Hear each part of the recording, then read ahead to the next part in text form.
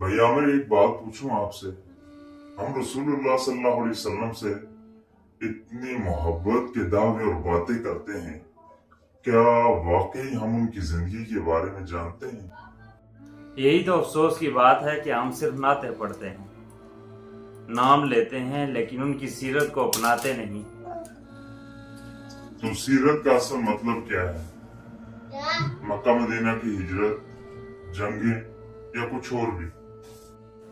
सीरत का मतलब सिर्फ तारीख नहीं, ये जिंदगी गुजारने का तरीका है कि नबी सल्लल्लाहु अलैहि वसल्लम ने दुश्मन को कैसे मुआफ किया, गुरबा के साथ कैसा सलूक किया और अपने अहले खाना से कैसे मोहब्बत की। और रसालत, क्या नबी का मुकाम सिर्फ पैगाम पहुंचाना था? नहीं, नबी सल्लल्लाहु अलैहि वसल्लम सिर्फ पैगंबर नहीं, नमूना है।